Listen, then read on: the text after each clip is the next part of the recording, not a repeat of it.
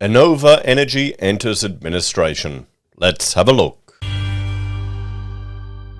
Hello everyone, Florian.Heise here, and welcome to another episode of HeiseSays. Grab your stein of coffee because, well, the energy disaster that's happening in Australia is, well, continuing. And green energy retailer Enova has just entered voluntary administration. Now, whenever I talk about energy, I like to have a look at the energy market, and every single time I seem to click on this, most of our renewable infrastructure is green. And now green on this chart is bad because, well, it's not being utilized very much. Its output is here, 11% for that wind farm, 17% for that one, 29% for there. Here we go. We've got a good one is used at 78%. Now this one is running closer to the output that it should over its lifespan in order to offset the embodied energy and embodied carbon in the maintenance, construction, and cradle-to-cradle calculations that deem these things feasible. No one seems to think about this stuff. I don't think it's popular in the market. Because if you look at all this stuff that's been built. All of this land that's been cleared, infrastructure that's been put in place, turbines that have been built, shipped from Germany over to Australia. The resources that have been mined to build that, when you could have just built another off-the-shelf turbine generator or coal plant and pumped it out of the Bass Strait. And there you go. You got baseload. You don't need the batteries. You don't need the other infrastructure. You don't need to clear all the land. Do people not get this? Because as an architect, the whole idea of embodied energy and cradle-to-cradle assessments is a big part of our profession. And when I'm reading about the embodied energy in these things, it's usually architects doing the assessments. So I don't get it. Here we go. It's getting a bit better in New South Wales. You've got some stuff, over 30%. There we go, 53%. But you've got to understand, if you're not hitting these output values, because they'll just market the 420 megawatt wind farm. If you're not actually producing that, then you might end up with an actual net negative for the environment. Because these things just have a temporary lifespan. You've got to blow them up to bring them down. And you can't recycle a lot of them, particularly the turbines. You've got to bury them. And then all the glues leach into the water table. So, But it's all just touchy-feely bullshit these days. And I think the majority of people really just don't have time to go into it to that depth. Honestly, otherwise we wouldn't have all this push for all these stupid things. Anyway, Australia's first community-owned energy retailer, Enova, has been placed in voluntary administration. In an email sent to customers, the company said the energy crisis affecting Australia's east coast had an unbearable effect on the company's ability to operate. Now, here's the issue here. We have an energy market, and the government has stepped in and is regulating it. And I guess everyone's happy because power prices haven't spiked. Not quite yet. They're going to. But here's the thing. In a real market, because this isn't a real market, guys. They may call it a market, but it's not. It's a regulated trading platform, shall we say. In a real market, the price is sending signals to drive investment and opportunity. Now, we've piled huge amounts of infrastructure here that's not producing power anywhere near what we should. We're dependent on redundant, falling apart, old tech. Look, 117%, old tech. No one is investing any money in coal plants here in Australia or coal mines. And all the idiots are clapping their hands thinking it's a good thing. And now we're running out of power, facing blackouts, our markets come under government control, and the plants, well, they're shutting down. There you go, guys. So let's jump back to this. The company focuses on providing energy from renewable sources. About half of its energy supply is purchased from its customers' rooftop solar, while the other half is typically provided by Victorian-based retailer Diamond Energy. But Enova said it had not been able to secure a new fixed pricing arrangement after its agreement with Diamond Energy came to an end. Enova said that would have meant the business became fully exposed to severely inflated wholesale energy prices from July 1. So the reality of the market. Then you just pay your rooftop solar providers less. They wouldn't like that, would they? When combined with a cap on customer pricing, see, this is it. This is the problem. It's not a real market, guys.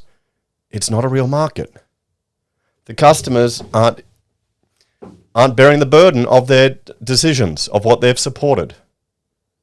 That's it. Enova said it was no longer financially viable.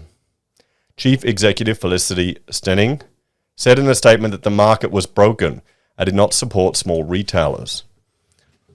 I don't think you really had a market, to be honest. If there's a cap on it, do people not get it? The current diabolical state of the energy market, combined with high wholesale market energy prices and the cap on customer pricing, has made it impossible for Enova Energy and many other small retailers to operate, she said. In addition, the constant raft of state and federal government regulatory changes is adding to the market complexities and have caused Enova delays in being able to fund and resource energy innovation. Yeah, so the government has been coming in and stuffing it up. Color me surprised. Enova advised that its entire team was made redundant as part of the administration process. There you go. Everyone fired, business destroyed. Is everyone happy now? Most staff are based in the New South Wales Northern Rivers region, where the company was started. Cathero and Partners has been appointed to oversee the administration process. The energy crisis and rising gas prices have had flow-on effects for manufacturers as well. Major employers and lobby groups are warning the high prices could be forcing them to shut down or move offshore. Now, when Cadbury was looking around the world for locations to build a factory a very long time ago, they picked Tasmania because of the cheap power, the cool climate, and the ready supply of dairy. Now, we don't have cheap power anymore. I don't know how the hell Albanese thinks Australia's going to become some renewable bloody powerhouse. We're a powerhouse of importing stuff. Our economic complexity is crashing, everyone. Let me. Do I have that chart here? Where is it? I've got to bring that one up. Maybe I don't have it here anymore because it's too depressing, guys. The crashing economic complexity of Australia. You know what? I'll bring up the OEC. And you know what? We'll try Harvard Atlas. And you can see here, from the Harvard Atlas, our economic complexity is 74th out of 127 countries in the world. Okay, it's been going down, everyone. It's not a good thing. It's not something to be proud of. Okay, where is it? There we go. Wait. Most complex products by PCI. Nickel bars, rod, profile, and wires. That's it. Wait a minute. We'll jump over here. This is from the Observatory of Economic Complexity, guys, where they've got us ranked at, 74 out of 127, as opposed to Harvard. But if we go down here, you can see most complex products. Nickels, bars, rods.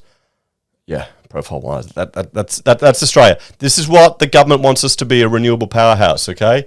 What's next? Play, fairground equipment, travelling circuses and theatres. Parts, accessories. Peptones, okay, so the medical industry. And nickel powder and flakes. There you go. Wow. I mean,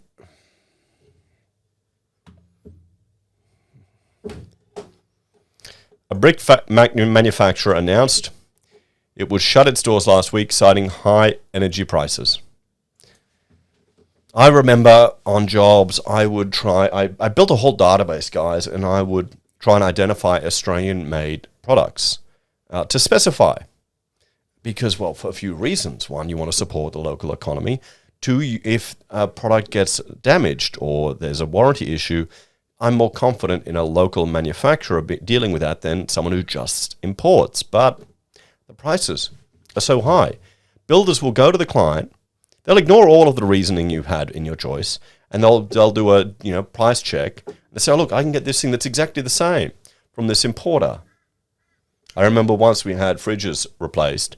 We'd spec'd some nice ones, some New Zealand ones, and they'd replaced it with Chinese knockoffs that needed greater clearances around, and you had to turn them off every hour to meet the warranty requirements, huh?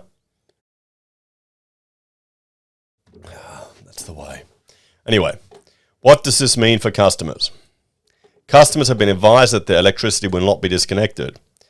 Kataro and Partners said the Australian energy regulator had the power to appoint new retailers for customers under the Retailer of Last Resort scheme. Customers will be transferred automatically to a new retailer. Any bills issued by Enova before the transfer need to be paid. After the transfer, Enova customers can expect to be contacted by their new retailer to arrange payment arrangements moving forward. Enova said customers who did not wish to transfer to the retailer identified by the AER have the right to change their provider without penalty. Why should you ever be penalised? So, Australia's first community-owned energy provider. That's from Byron. Well, there you go. In 2016, raised $3.8 million from 1,090 investors. It was first set up as a social enterprise with a focus on supplying renewable energy. Its founders were inspired by the anti-coal seam gas movement, in particular a blockade in 2014 that helped prevent gas exploration at a site in nearby Bentley. Well, now you're paying the price for it. Your business is gone, jobs have been destroyed, energy is going through the roof. You can't have it both ways, guys. You're gonna have... Byron is not a bunch of hippie caravan dwellers anymore or camper van dwellers. They're teal voters. Enova services 13,200 customers across New South Wales and Southeast Queensland. This year was awarded the 5-star energy rating by Greenpeace in its Green Energy Guide for providing clean energy. Anyway, yeah, what about we get one that provides nuclear energy? Wouldn't that be good, guys? Wouldn't that be good? I'd prefer that. That's innovation. Yeah, that's real innovation, not just importing stuff from overseas. So, well, let's have a talk about this. This whole situation I find a little frustrating. I feel like there's going to be the same push for more government intervention, more regulation, and more of the same mess, and people are not going to learn any lessons. I feel sorry for those that lost their job. But, guys, we're going to enter a recession. It's going to happen a lot more. What do you reckon? Let me know your thoughts and opinions on this one in the comments down below. If you're a fan and enjoy the content I create here, there are a few ways you can help out. You can support the channel via joining us on YouTube or Patreon, using any of our referral links, buying our Pocket Square, or contacting us if you need an architect. Take care, guys. Have a great day, and I will see you all in the next episode of HeiseSays. I better get my generator running and back again, just in case. It doesn't hurt to have a few jerry cans of petrol. Just run it through the car so it doesn't go bad.